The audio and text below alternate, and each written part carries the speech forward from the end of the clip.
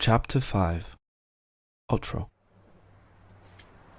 One person lingered around and stayed a while, listening from across the street. Leaning against the hood of his car, he investigated Jake. Otro was not the average intrigued wanderer, but a talent hunter of sorts.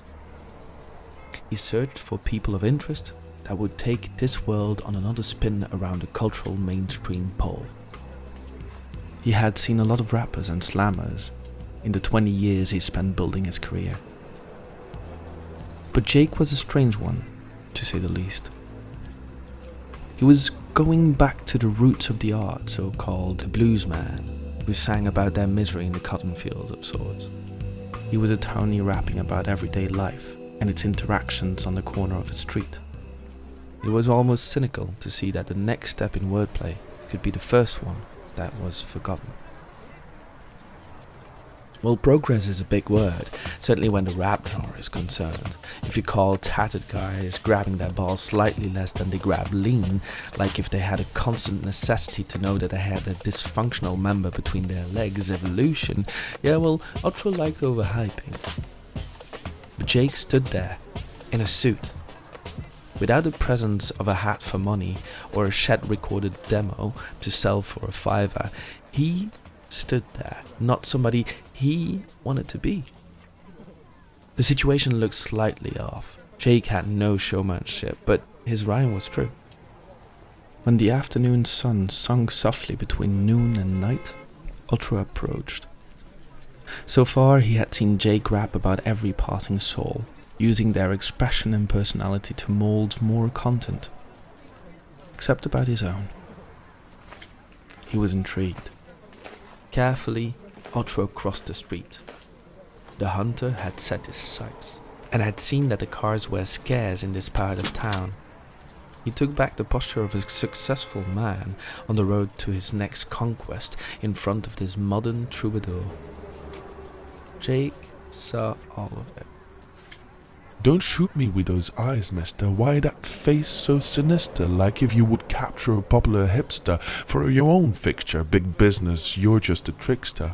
Leaning on that big hoe, not scared of the reckless. Acting big is a sickness. Life isn't a gig, your highness. Respect the pavement you walk on. Good deeds will cement the strong.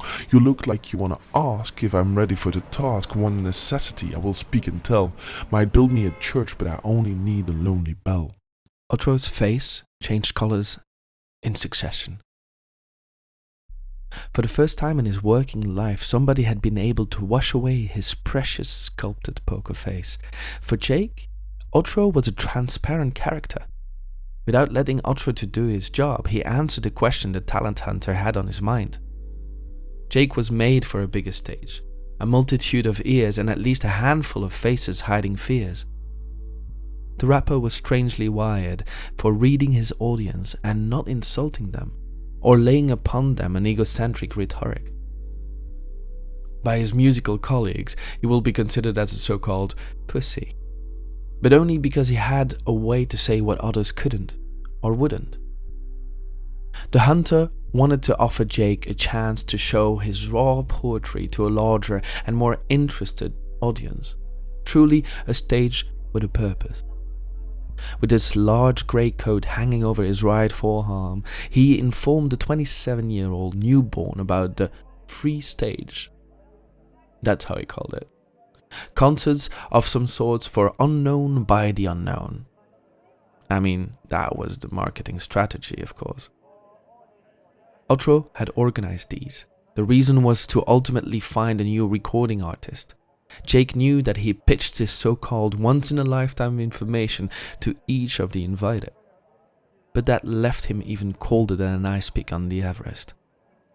His desire was to share as much as he could to as many as would. This was just the first step. On the way home, after an entire day of spitting, stress started to build up. He would have to write. The one thing he never thought to be doing, for his cause was to be real, spontaneous and fresh at the same time. The imaginary dictionary where he normally would be stealing his words from started to hide between a fog of restless thoughts. Crawling and creeping whispers filled his ears with the idea of failing. Suddenly his arm reached for a grip on his surroundings. The grey and white mass in his cerebrum were blending together. The whispers became scorchingly loud screams. Blinding, his palm found the cold surface. With his head face down and back curved as a vulture, the pavement became his victim as he let the bat out. Yeah, he puked the voices and the fears away, literally. The heavy stuff out, the light hopefully still in.